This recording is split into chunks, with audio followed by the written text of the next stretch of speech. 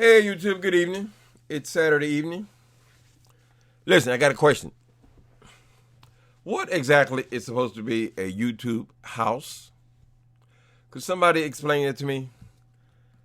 I see that you're all chopping each other's heads off again this weekend. Everybody's fighting with everybody. Sometimes about something they said to each other.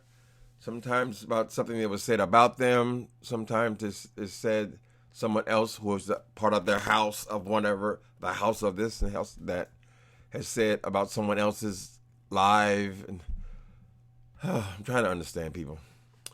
I'll give you, I'm a 61-year-old dude, so I probably see things a little differently. And I would understand if these were teenagers, 20-year-olds, 20-somethings. They want to be a part of something. They'd be a house of something.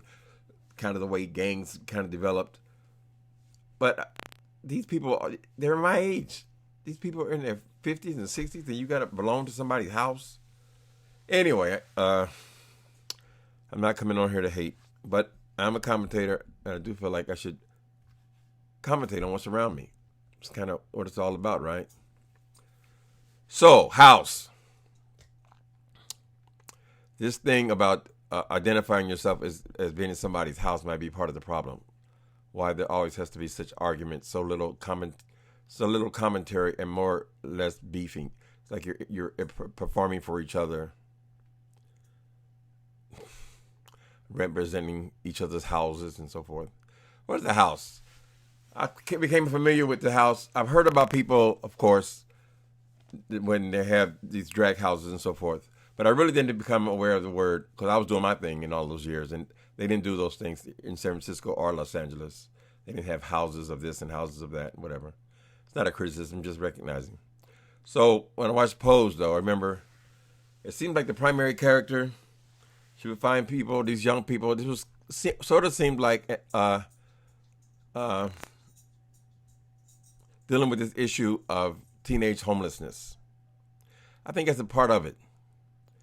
Because as we all know, people, the heterosexual world, maybe in years past, not so much as it is right now, but I'm sure it's still the same way.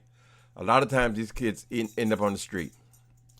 A lot of gay people, particularly people who are effeminate, they end up on the streets. This is not only for effeminate people, but I'm just talking about this issue of houses, right? So in the series Pose, they were showing us that one person basically only seems like they would have a place, an apartment. What's her name? The primary character. My memory is getting worse by the year. Anyway, the older person, they would get an apartment. It seemed like having a place was important to this thing, right? And these people are a little bit older than the people in the houses would have a place, and they would take in people. They would find people in the park, or they would find people in these balls, and they would want them to join their house. But what they basically was saying that, come and join our family. We are a family, right? Person, the mother of the house. I mean, it was framed in Pose would basically be about this walking, doing this drag thing. But on a deeper level than that, you were adopting these kids, basically. So many people end up homeless, no support, no love. They will find a house. It's similar to what happens with gangs. Of course, their emphasis is on violence. But to be a part of something, right? So I thought, well, that's a good thing. You got a place. You give people a place to come. They got chores. They got things they can do, ways to contribute to the house. The big thing was dancing together, doing things together, representing, being a family, right? Made out of the streets. So I'm trying to tie that definition of a house into this show we're seeing on YouTube. So are we saying now that that's what the people want to do?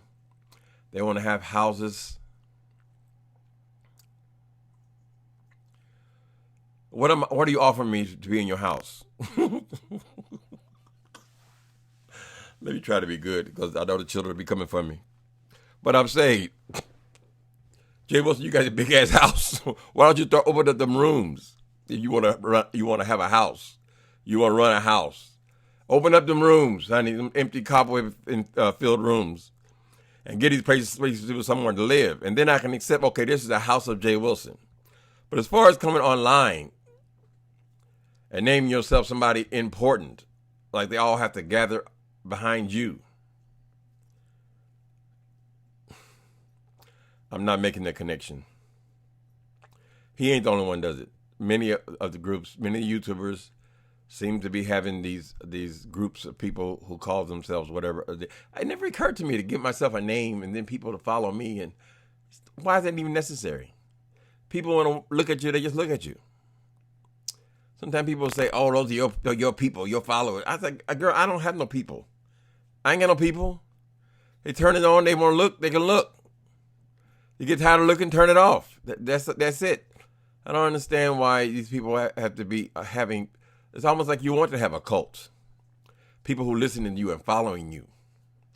I know that these frustrated preachers, people who never made it in ministry, they still want to have a flock following, right? So I see where some of that comes from. I just don't see where it's necessary. You want to get a group.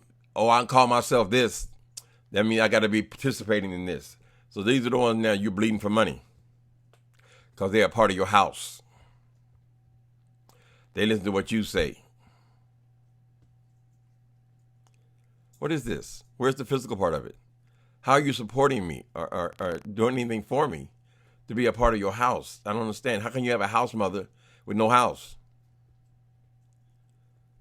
So, I don't know what brings the subject up. I don't think it's necessary. Get viewers.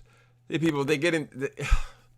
Anytime you come and you get so involved in this thing for money, for one reason, it's a lot of it is about ego. You know, people following you. That's important to you. But a lot of it is also about trying to garner people's money. Reason why people have to go live 4 and 5 and 6 times a day. I mean, a normal person would say, well, damn, aren't people sick of looking at me? Aren't they tired of looking at me? Should I be on for, a television show only lasts for 60 minutes. That's one of the big shows. A comedy show on television lasts 30 minutes with commercials. You people, how can you give a show for 5, 6 hours a day? You go take a break, 10-minute break, come back and do another show. Yesterday I was looking at one of these people, and I will admit, sometimes I look at people just for ammunition. I ain't saying no names. But I went to the bathroom. I don't know how long it takes me to go to the bathroom. Certainly I wasn't in there more than 5 minutes. I came back. That live had ended, and now they were on another one. You think I'm bullshit when I say this. I said, I can't believe they're on another one. Of course, I didn't look at, they already repeat the same stuff over and over again anyway. But what did I do? I do the news now and just catch-ups, right? I go in there every once in a while because they're saying the same thing over and over and over. It's been going on for 3 years, really. But I go in there and get an update.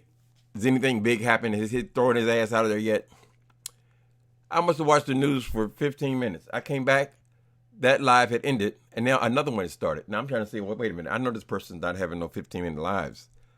And then I realized, they're on 2 lives at the same time. People, get your asses jobs. Get your motherfucking ass a job. You don't think people are going to get sick of hearing your damn voice? People, Jesus Christ. Okay, it's not my job to try to educate the whole world, make them think the same way that I think. But I believe that there's a deeper meaning to a house than simply you get online and then people who watch you, they're in this house thing. Maybe some of these people, but we're talking about people in their 50s and 60s on this thing. When the fuck you gonna call somebody else, take on somebody else's name?